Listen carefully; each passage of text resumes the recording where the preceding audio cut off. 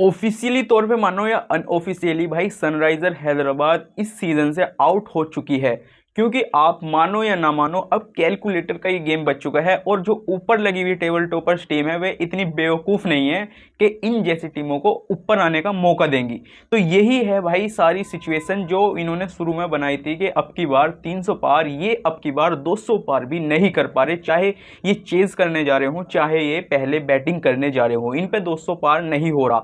एक दो मैच इन्होंने 2-3 मैच जो जीते वे अपने बलबूते पे जीते जो इनके टॉप ऑर्डर्स के बैट्समैन हैं तीनों। लेकिन अगर आप इनके मैच देखो और तो जहां जहां इनके टॉप ऑर्डर्स फेल हुए हैं वहां वहां ये एक भी मैच नहीं जीते हैं। तो यही साबित होता है इस टीम से और इस सीजन से कि इस बार इनके जो टॉप ऑर्डर्स थे सनराइजर हैदराबाद के वे बिल्कुल फ्लॉप रहे और उनसे कुछ भी नहीं हुआ। हालांकि आज अभिषेक शर्मा ने कुछ रन की पारी खेली लेकिन वो इतनी इंप्रेसिव नहीं थी जो उनसे हम आज्ञा करते हैं कि यार ये इस तरीके का बैटर है कि ये हमें जिता सकता है। कहीं ना कहीं ऐसा लग रहा था कि जब तक अभिषेक शर्मा खेल रहे हैं तो कुछ ना कुछ हो सकता है, पलटवार गेम पलट सकता है, नहीं पलट सकता, सबके दिमाग में चल रहा था। लेकिन मेरे दिमाग में यही था भाई जब तक अभिषेक शर्मा खड़ा है तो मैच कहीं नहीं गया अभी। लेकिन फिर भी क्या होता है भाई, अभिषेक शर्मा अब आप देखोगे इनिंग उन्होंने अच्छी खेली अपने लेवल की, लेकिन फिर भी क्या होता है उनके बल्ले पे जो बॉल आई वो तो गई, लेकिन जो अच्छी बॉल कर रही बॉलर्स ने वो उन पे नहीं लगी। आप देख रहे भी होंगे डॉट्स बॉल आज बहुत ज़्यादा खेली अभिषेक शर्मा ने, जिसमें सिंगल निकालने चाहिए थे वो सिंगल भी नहीं निकले और जहां बाउंड्री लगनी चाहिए थी बाउंड्री भी नहीं लगी क्योंकि बल्ले पे बॉल लग नहीं रही ढंग से। हालांकि छक्के चौके उन्होंने मारे, 6-7 छक्के मारे, 3-4 चौके मारे, लेकिन उससे कोई फर्क नहीं पड़ता भाई। जब आपकी टीम हार जाए तो आपके रन्स का क्या लेना देना। तो मेन चीज़ होती है भाई आपकी टीम जीतना। जब आपकी टीम ही ना जीते तो उसका क्या ही मतलब, फिर क्या ही मतलब उन रन्स का। तो हम उनके ऊपर तो बात कर नहीं रहे, क्योंकि जब उन्होंने इतनी बेकार बैटिंग या कहोगे बैटिंग हो ही नहीं ढंग से सनराइजर हैदराबाद से, तो ज़्यादा अच्छी चीज़ें तो उनके लिए नहीं घटी। और शायद आप कैलकुलेटर का इस्तेमाल भी करोगे तो भाई मुश्किल ही है कि ये पहुंच जाए। लेकिन अब बात करते हैं भाई मैच की, शुरू से स्टार्ट करते हैं, बिल्कुल शुरुआत से, क्योंकि गुजरात ने जब सनराइजर हैदराबाद ने जब बॉलिंग चुनी, चेज करने गए तो गुजरात ने पहले बैटिंग चुनी। और तो बैटिंग में जो इनसे मिसिंग थी एक चीज़ कि ये पावर प्ले में एक्सेलरेट नहीं कर पा रहे थे कहीं ना कहीं, तो वो चीज़ आज हमें सुधार में दिखी, क्योंकि इन्होंने जो सुधार किया है आज की तारीख में वो बहुत तगड़ा था। टाटा आईपीएल के इतिहास का इनका सबसे बड़ा स्कोर पावर प्ले का 82 रन, एक भी विकेट नहीं गंवाया। तो ये पावर प्ले पूरा का पूरा आप कहोगे गुजरात टाइटंस के हक में गया, क्योंकि जब सनराइजर हैदराबाद को विकेट ही नहीं मिली यहाँ पे, और इसमें जो 82 रन का जो महत्व मिला इन्हें गुजरात टाइटंस वालों को, उसमें सबसे बड़ा योगदान सनराइजर हैदराबाद की बॉलिंग लाइनअप का है। उसमें सबसे बड़ा योगदान है मोहम्मद शमी साहब का, क्योंकि जिस तरीके की उन्होंने बॉलिंग कराई है आज, इतनी गंदी बॉलिंग कराई है ना, लाइन और लेंथ कुछ नहीं पता भाई कैसे बॉल छूट रही है, कहाँ करानी है कहाँ नहीं।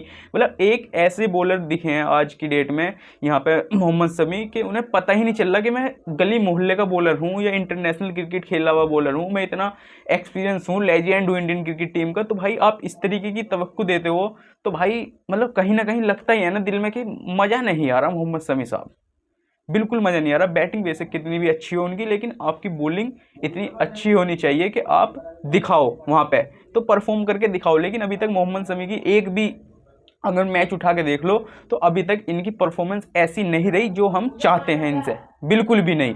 लेकिन फिर भी क्या हुआ, गुजरात टाइटंस ने 82 रन तो स्कोर किए ही, लेकिन उसके बाद भी भाई 10 ओवर के बाद 120 पे एक विकेट गया जो साई सुदर्शन का था, जो कि मतलब आप कहोगे कि वो चौका ही मारना चाह रहा था, साइड से लग गया, वो सीधा कीपर के हाथ में चला गया। वो कैच भी बहुत अच्छा था अगर आप देखोगे तो, क्योंकि बहुत ही यार इस तरह के कैच बहुत ही मुश्किल होते हैं। जब इतना एज इतना तकड़ा लगे तो वो कैच पकड़ना बहुत ही मुश्किल हो जाता है। लेकिन 120 पे जब एक हुआ तो आप जब मानोगे गुजरात कहीं ना कहीं इससे, जब 10 ओवर के बाद 120 है तो कहीं ना कहीं आप यही मान के चलते हो कि 120-130 रन और जोड़े जाएं, क्योंकि जब आपके पास 9-10 विकेट नीचे हों।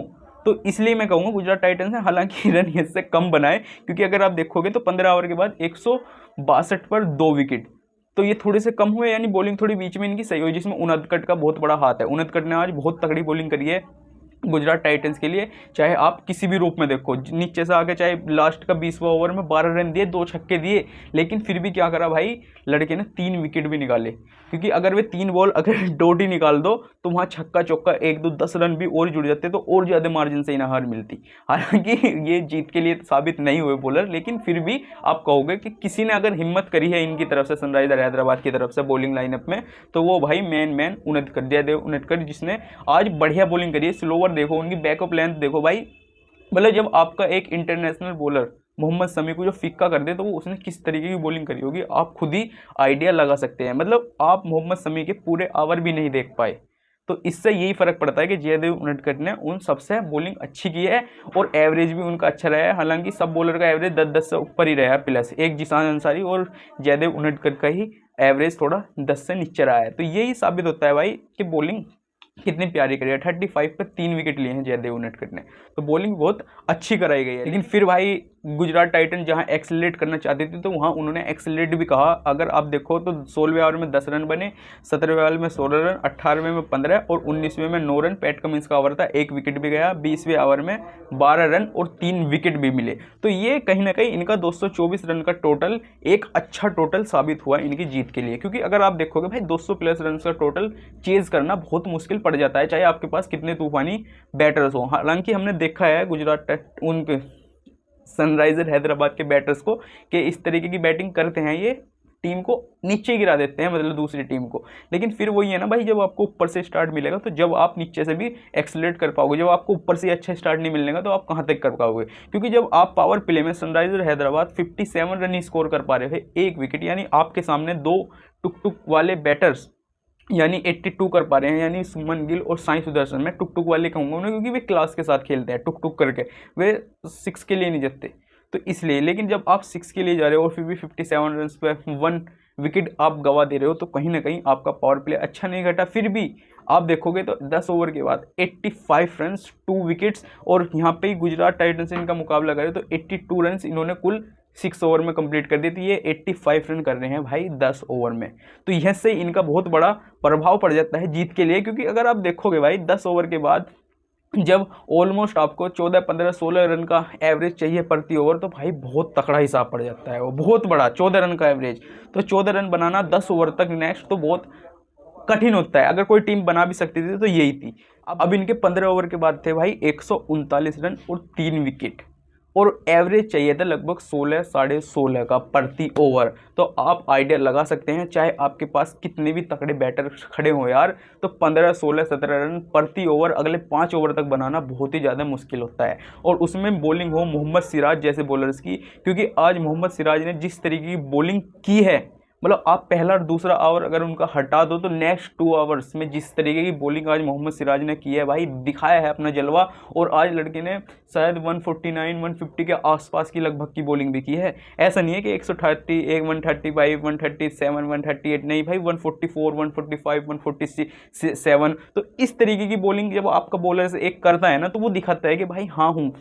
तो मोहम्मद शमी को कहीं ना कहीं उनसे सीख लेनी चाहिए इस समय, क्योंकि जिस तरीके की यार बॉलिंग की हमें मोहम्मद शमी से ज़रूरत है वो नहीं हो रही। लेकिन मोहम्मद सिराज से जिस तरीके की बॉलिंग की ज़रूरत है वो फर्स्ट सेकंड ओवर में हमें देखने को नहीं मिली, लेकिन उसके बाद हमें देखने को मिलती है। और वे दिखाते भी हैं कि भाई मैं हूँ, तो मैं किस तरीके का हूँ। लेकिन वहीं पर भाई एक बॉलर और है गुजरात टाइटंस का जिसके ऊपर बात करने की बहुत ज़्यादा ज़रूरत है, उसमें भाई है नाम प्रसिद्ध कृष्णा का, जो बार बार आपको दिखा रहा है कि मैं किस तरीके की बॉलिंग करा रहा हूँ और क्यों करा रहा हूँ, और अपनी जो मेरी वो है मेन चीज़ें हैं जिस पे मुझे कराना चाहिए बॉलिंग, वहीं पे करा के भाई वहीं पे विकेट निकाल रहा हूँ। लेकिन बात वही होती है ना भाई, अभी इनकी पीआर नहीं है तो इसलिए इनके अच्छे नहीं चल रहे दिन। जिस दिन इनकी पीआर बनेगी उस दिन इनके दिन भी अच्छे चलेंगे। अब बैटिंग की बात करें गुजरात टाइटंस की, भाई गिल, बटलर, साई, तीनों ने जिस तरीके की बैटिंग की है, यहाँ पे साई ने 48 रन किए हैं, गिल ने 76 रन किए हैं और बटलर ने 64 रन की पारी खेली है, जो कि एक कहोगे आप बढ़िया पारी खेलनी है तीनों बैटर्स ने। क्योंकि जब 70-75 रन 70% रन भाई आपके टॉप ऑर्डर से बनाओ तो और